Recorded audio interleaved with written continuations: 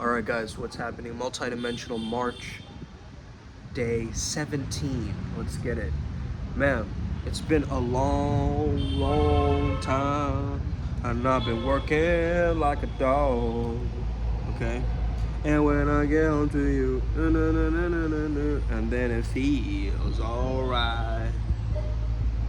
What are these things, man? Are these tomatoes?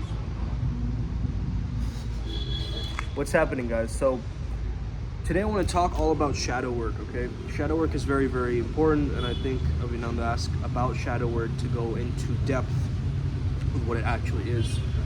So essentially, it is the hidden parts of us, okay? Anything exploring the subconscious, anything going into the repressed parts of ourselves, okay? So the stuff that we haven't faced yet. And we can start by asking ourselves really good questions. One of the major shadow work questions, like the top most shadow work question is, if this was 100% true, why is that so bad? And what does that mean about me? Okay, so you say something like, whatever negative statement that you make, you can capture that and follow that thought into having that question be like a shovel as it digs and digs and digs and gets you back into your core belief. Your core belief is really where all the shadow work stems from. So once you know that, that's like knowing what the root cause is, okay? So sometimes we'll have all these, great insights about our own internal world, but we won't know the root cause, or maybe there's like a core wound or like a root trauma, that links back to that particular question. So let's say, I'm lazy. Let's say you say that. If that was 100% true, why is that so bad? And what does that mean about you? It means I'm only in it for myself. I'm not in it for other people. Okay, why is that so bad? And what does that mean about you? It means I'm selfish. Oh, okay, why is that so bad? And what does that mean about you? It means that I can't give anything to the world. Oh, why is that so bad? And what does that mean about you? It means that I'm not a kind person. Okay, why is that so bad? And what does that mean about you?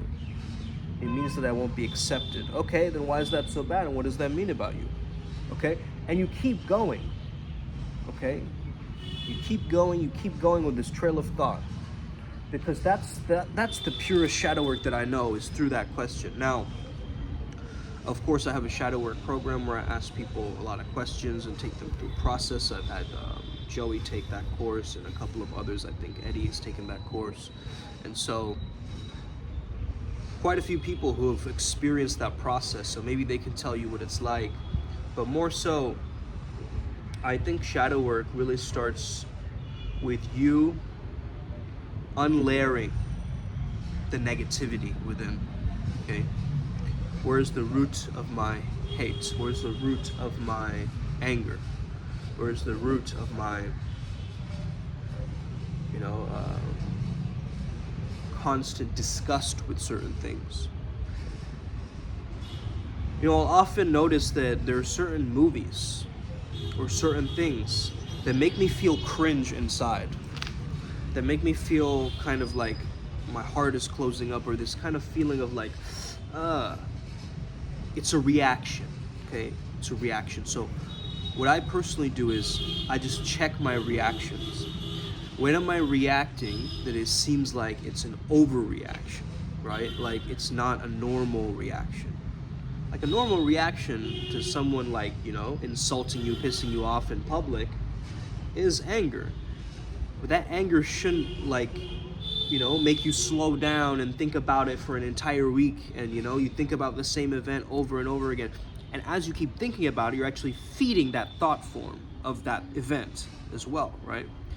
What you really want to do is replay it in your mind. This is a neuro-linguistic technique, right? Neuro-linguistic programming technique, where you play the scene in your mind of the event that triggers you. And you basically go into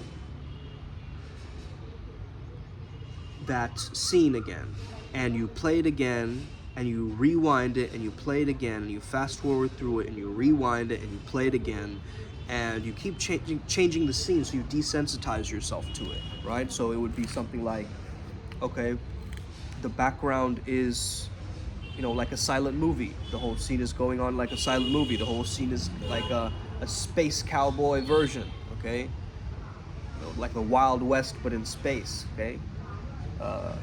Then it turns into an animated cartoon, okay? So it keeps changing the scene, and now as you see it over and over again, you know, you will start letting go, releasing, relaxing into it. And that's a way that we can actually take down the negative charge of some of these little mini traumas of the past, or these little memories that we keep playing, that are replaying in the back of our mind, like the some scars or the impressions, right? So let's start to understand that anything that triggers you has potential in teaching you something, okay? Anything that makes you feel like, oh, that, I want to stay away from that, or oh man, I don't want to do that at all, like that has something to teach you, okay? That is actually so much of a teacher that you might not even realize it being a teacher, okay? As I mentioned before, there's something called Hakoya, or the sacred clown, right? And that is that energy of crazy wisdom, okay? Like wisdom that you think is so ridiculous, or makes you go, what the fuck? But it still teaches you, right? It still gets you back into that state of curiosity, wonder, bewilderment, and something fuses in that moment. You know, when you laugh, you learn something better, okay? So when you're able to laugh at the teaching, but also know the teaching, okay, it gives you a greater, you know, neural link in your own brain, right? Not like Neuralink, right? Shout out Mr. Musk. So anyway, man, it's interesting. Shadow work is an interesting topic, you know, and we can spend hours talking about it, but I want to give you some of the essentials. I have other videos on shadow work as well, but I don't want to repeat myself too much. What I want to tell you is basically to write down, like, keep a trigger journal, okay? Keep a journal of things that just piss you off or trigger you for no reason. Like, you will be surprised at where you can connect the dots there, right? It's really about connecting the dots back to the core belief and back to the core wound, and how you can bring this trauma split together. I'm following that kind of bioenergetic Reichian away, because usually we have like 5 or 9 different archetypes, right? I believe. Yeah, and once you have an understanding of archetypes too, you can do shadow work well, because your shadow is an archetype in a sense. It's that hidden repressed part of you, right? It's your dark side in a sense. So it's the parts of you that you haven't faced, the parts of you that can do things that are taboo, or maybe a little bit against the grain, right? And that kind of might scare you about yourself, but the whole point of it is not to be scared, but to integrate it, right? To individuate the personality, as Carl Jung says. So we can't run from the shadow. We have to face it, and we have to figure out what it is, where it comes from, whether it's from any wounding that we're behaving this pathologically, or this kind of strange behavior pattern that, you know, just keeps repeating and it's unhealthy. It's got to come from some pain or trauma that we're running away from, or we haven't faced, right? And so oftentimes shadow work is not very easy if you haven't done the self-love work, okay? The work for the self, because you need a lot of self-care when you do shadow work. It's important that your space is very conducive towards you doing shadow work. Now, what is the right environment to do shadow work in? Somewhere where it is calm, where you can lie down if necessary, okay? Sometimes you'll notice when you're in a very sad state, you feel like lying down with the energy, right? But that's actually teaching you something. So you need to trust in that inclination for your body to do certain things and move in certain ways. But if it's repressed and if it's suppressed, it's going to cause more problems. And oftentimes the shadow work is happening for you, but you're just not aware of the shadow taking place, like a personality, you know, taking over. And so in certain moments you might act like that, or see elements of your shadow emerging, like, whoa, it's like almost like people describe it as like being possessed by a demon, right? These moments where they're like, whoa, it's like, you know, your dark side suddenly comes out in a random moment. You're like, I didn't expect myself to act like that. Like, that's not in my behavior, or, you know, that's not in my character. That's the shadow work for you to actually do. You get what I mean? So whatever you resist will persist, remember. But whatever you face, it will erase. So when you start to go into this shadow character, I would actually make a shadow archetype profile for yourself. What does your shadow look like? Okay, give it a name. Oftentimes, I will name my inner critic and my shadow, okay? They sometimes overlap. So for my shadow character, it's a little bit different than my inner critic, because the inner critic is just criticizing, and, you know, it's the ego, right, in a sense. But the darkness is associated with that, you know, preserving the ego, like making sure that you are presented correctly or whatever. So it causes this like fatigue of like constantly trying to be a certain way, right? And so when you can get into this kind of archetype version of you, right? When you understand that, okay, there is a darker version of me somewhere, right? Like an evil twin version of you somewhere, but it lives within your own body and beingness, okay? So that's kind of how I want you to understand this. This is Dr. Jekyll, Mr. Hyde, okay? This is that version of you that is coming out, that comes from a deep, deep core wounding. And AZD, you know, my mentor, he calls it a dark fuel, right? And we talked about it a few beast camps ago as well, about this dark fuel, you know? And that dark fuel is so important for you to alchemize, because that's going to give you the greatest crescendos and level ups in life. So the more you do work in the underground, the more you'll do work in the heavens, right? You'll be more blissful if you handle that stuff that is problematic and hidden. And isn't that the core thing that a lot of therapy is trying to do? It's trying to do shadow work, right? It's trying to explore the past and explore the childhood and explore all of these different things. But the issue is there's no somatic release at times, you know? There's no spiritual understanding at times with this. And so when you combine all three and you have that ability to go into your past and figure out the different links of, okay, this happened, that linked to this, that linked to that, okay? Going back to the very, very young memories, the core wounding that has happened, the moments when you're crying your loudest or you're angry the most. Make note of these little events, because they have a lot to say based on your experience of what you want to do with that shadow work, right? Because some people can start to do shadow work and they start to become more, you know, sad, more insane, more, they just plummet even deeper into their depression or their sadness. And hey, again, if you're focusing on one thing, it's gonna grow and grow and grow and grow and grow, okay? So if you're looking at one problem, of course, looking at a problem from different angles and understanding it can also bring some relief. However, after, you know, learning a musical instrument, you can just play it. You know, you don't need to try to keep letting that, you know, haunting memory come back, in a sense. Like, there's no reason for us to stay in negativity like that, you know? It doesn't move us forward, and we've got to live our day. We've got to live our lives. We've got to go through the day, you know, and be functional human beings. And so ultimately, and I'm not downcasting that or saying, like, you know, you shouldn't take care of yourself and look at that, but oftentimes, you know, the shadow work is you revealing something, like you telling someone, like a therapist, a secret that you've never told anyone. That's shadow work, okay? You being able to figure out that you getting angry for not being invited to the party links to you being born in an incubator, right? I've mentioned this example in other videos too. But it's that, like, it doesn't make any logical sense, right, at first, shadow work. It's because we're working with the subconscious. So sometimes you're going to have, you know, lights, colors, sounds, different things that you have to guess, and you have to use a lot of intuition and guesswork. That's why I've gone into this intuitive path too, to, you know, open my psychic channels and actually make sense of all of this, you know, because otherwise it's just You're just building this logical argument for yourself and this intellectual standpoint for yourself, right? Creating like a limit around your actual potentiality and having fun and living life, you know? So I would say that definitely do the self-love work.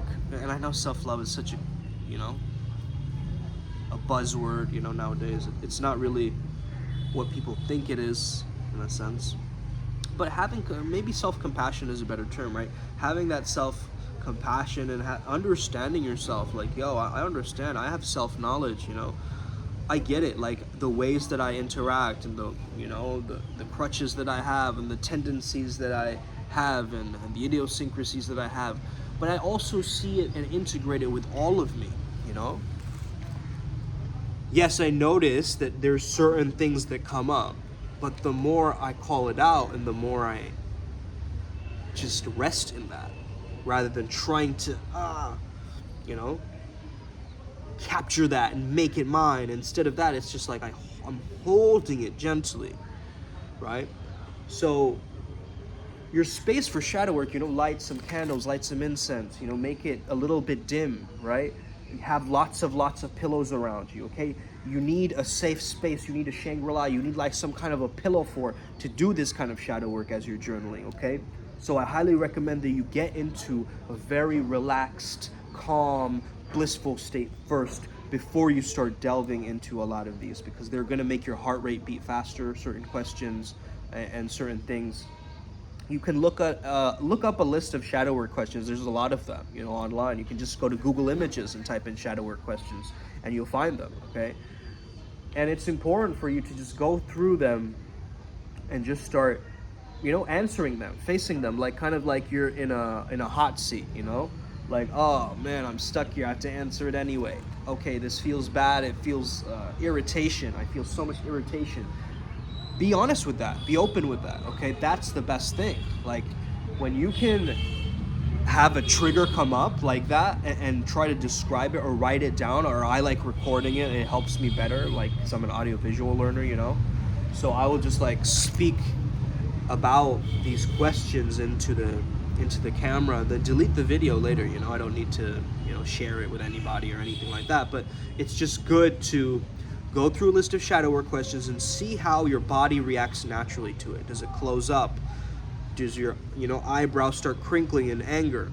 Do you feel like a sense of your body like wanting to do something? Does it feel like dancing or integrating it by moving around, right? And dancing with the emotion. You've got to really understand how certain things trigger you. That's also a big aspect of shadow work, okay?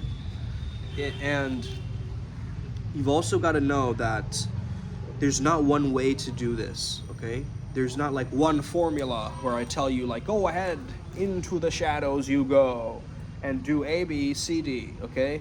And someone can tell you that, sure, that their way is the best way of doing shadow work. I don't think so. I think life embraces you to get to these crisis moments where we're forced to do some shadow work at times, right? Like, what does this mean about me that, you know, all my relationships seem to be functioning in a similar pattern, you know? What does that mean about me? Well, it comes back to me, right? It comes back to me taking responsibility for something or changing something within myself, right? And it's difficult to do it in the midst of a very intimate thing because we lose our ego in love, okay? Love makes us lose our ego, and that's something that AZD brought up yesterday as well. And that's such a powerful thing to know, right? That when you are in a partnership, you're completely in love with someone, you lose that sense of your own identity. But if you have love for yourself, you're still going to experience that similar loss of identity. You're going to be a formless I am presence. You're going to come back to that internal love and that feeling of unity with everything, right? And so as long as you have that, and you know that that is your armor when you go into the shadow work realm, okay? Different things like a high vibrational mantra, or, you know, like, for instance, Padmasambhava's mantra, or even the violet flame, you know, Phoenix, he shared the violet flame in the Dragon Slayer group yesterday, and, you know, that was powerful, you know, it was very powerful to have him, you know, read that out at the end of class yesterday.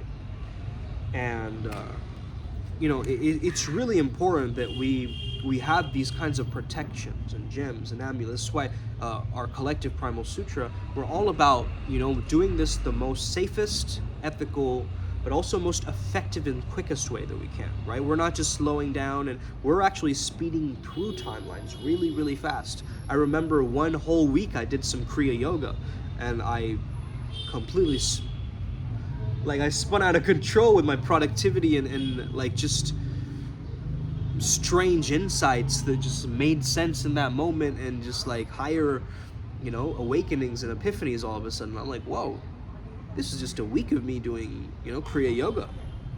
Like, that's wild, and oftentimes when you do a practice like yoga, it will bring up some of the shadows, right? Because your body is not used to having these new realizations. It isn't used to having you sweat or like contort in a different. So anything that breaks down the ego also gets you into shadow work in a sense too. Okay, so you got to make a note of that. You got to really make a note of that. You don't want a complete depersonalization and dissociation during this process. You don't want to just cut yourself off from having an identity at all. You want to stay strong and have a solid self-structure as you do this. And I think a lot of people, they don't have that solid self-structure, that mental toughness to really push through that, right? But if you have that courage, you can do that. You will level up like wild, okay? You will actually go like this to self-actualized really quick, because now you know yourself better, right? After doing shadow work, you're just like, I know myself better. I know my dark side. I know my light side, right? A lot of people, here's another thing, right? There's shadow work and then there's golden shadow work. Now, the golden shadow work is you at your best, okay? You at your utmost greatness, right? That nobody can stop you. That state where you're the most immense and almost intimidating how cool and epic you are in that moment, right? Or you at your pinnacle peak. That's the golden shadow work. That's still hidden, right? Both are still hidden. One is a gemstone, maybe one is like a piece of charcoal, but they're both hidden, okay, within you. So your hidden talents, your hidden strengths, that's also shadow work, but it's golden shadow work, okay? I first learned the term golden shadow by this man named Charlie Morley. I think he has this a book called Dancing Through the Darkness or Dreaming Through the Darkness, something like that. I'm forgetting the book's name. But yeah, that's a powerful one. As well as I learned it from my friend Jackson. And if you know Jackson, okay, he looks very much like Justin Bieber. Like, he has that similar look, right? And I remember when I first met him, I made that joke as well. But irregardless, like, he realized and recognized that Justin Bieber was his shadow, right? So maybe growing up, mine was like, I don't know, like Carl Penn, Russell Peters, like any other Indian celebrity or, person that I watched, that I respected, but then they kind of like, still, they kind of faded away over time, you know what I mean? Like, I think that I more so decided that I was going to be me, all of me, and fully me, and nobody else, and that was the biggest doubling down on my character, because then I could actually understand what my influences are and what my values are, and pulling from those values to generate the character, the authentic character, right? And oftentimes you'll understand that shadow work is you meeting the parts of you that you don't want to admit. Okay, you don't want to admit it to the world, and you don't want to share it with the world. It's something very secret, very private, okay?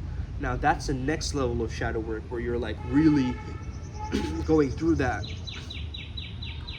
And you're figuring out ways that your body will react to you going through this process, right?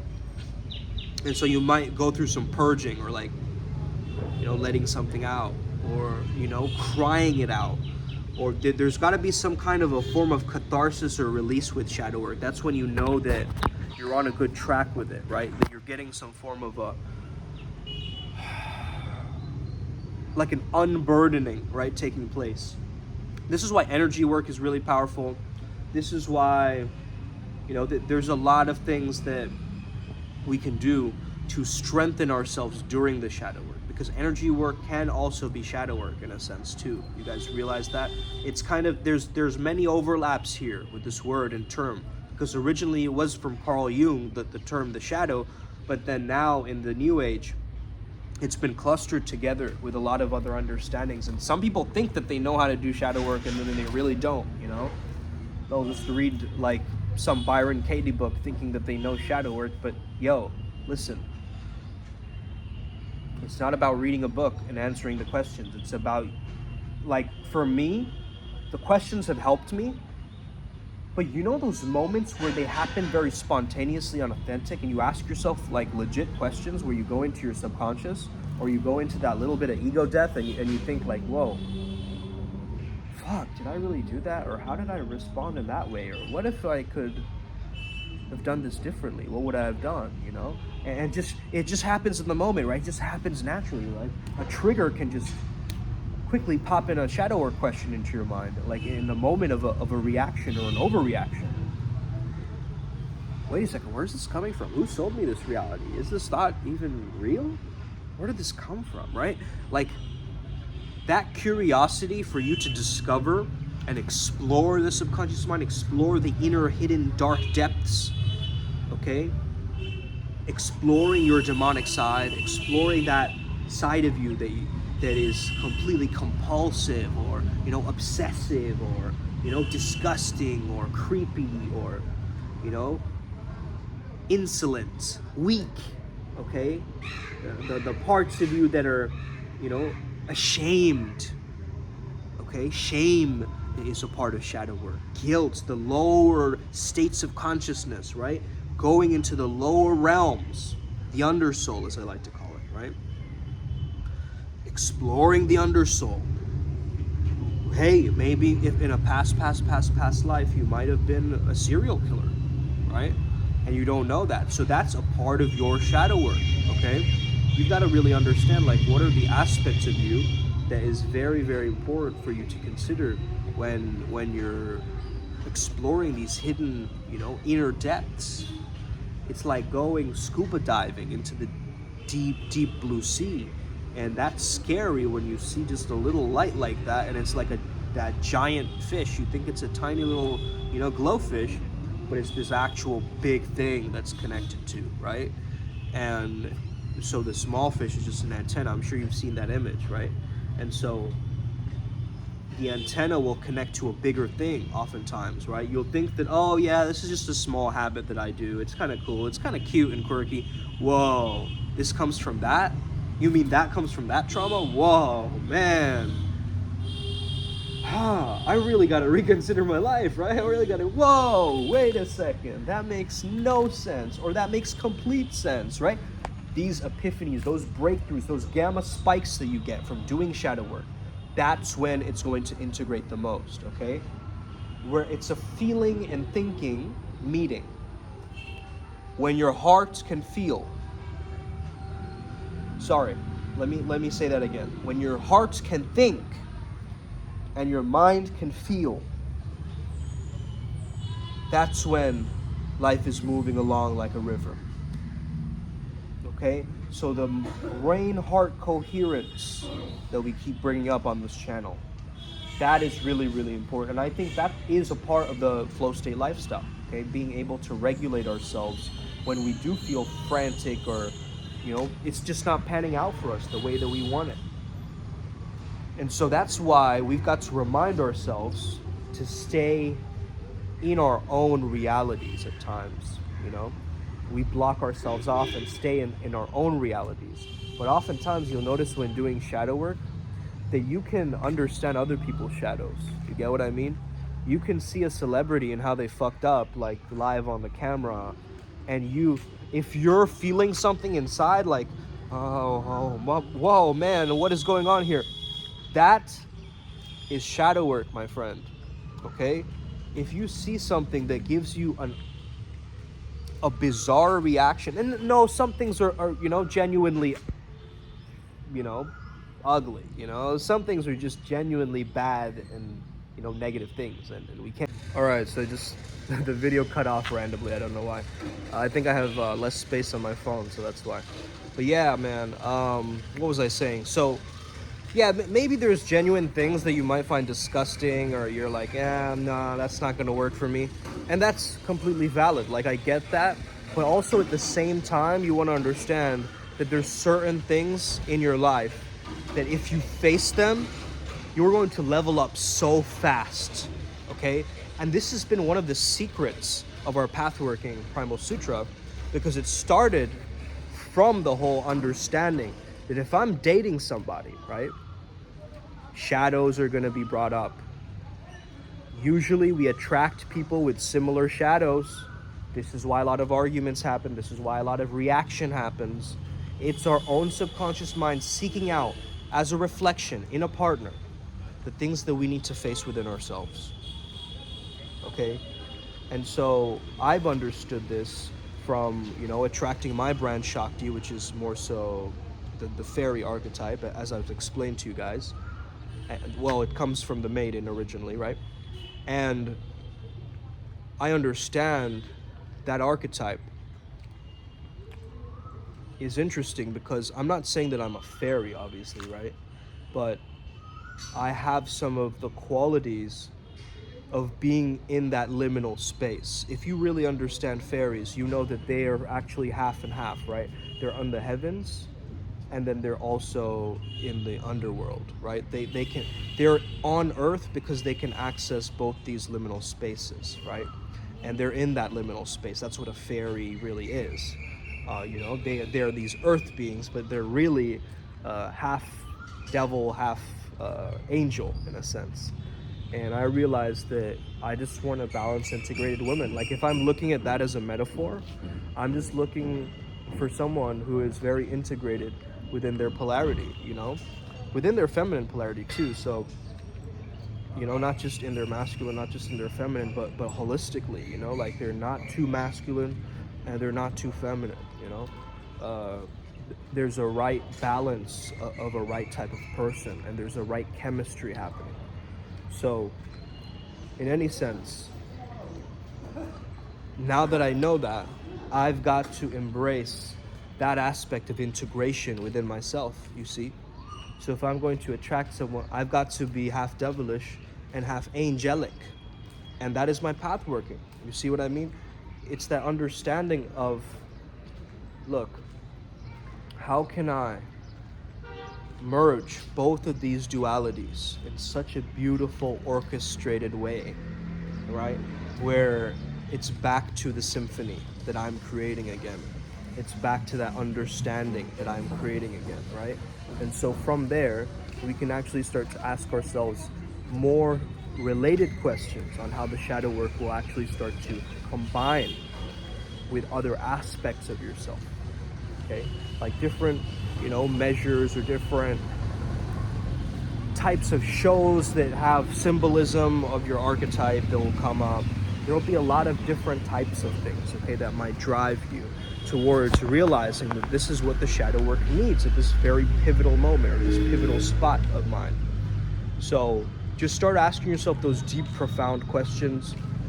Oftentimes you'll notice that it comes back to you, it comes back to your childhood, it goes back to, some pattern that you can observe, or a role that you've been playing.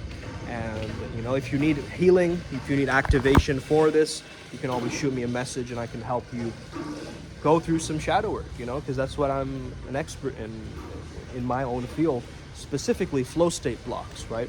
Things that are pulling you away from your focus and your flow and feeling your best and performing your best. I'm mostly interested in those and removing those so that you can naturally access the flow that already exists within you, Everybody is in flow in a sense, but there's certain things blocking their natural flow state essence, okay? So I hope you have an incredible day. May the flow be with you and stay legendary. Make sure you hit that notification bell too, okay? Because that tells you when I'm dropping the next videos. All right, guys, talk soon. Os.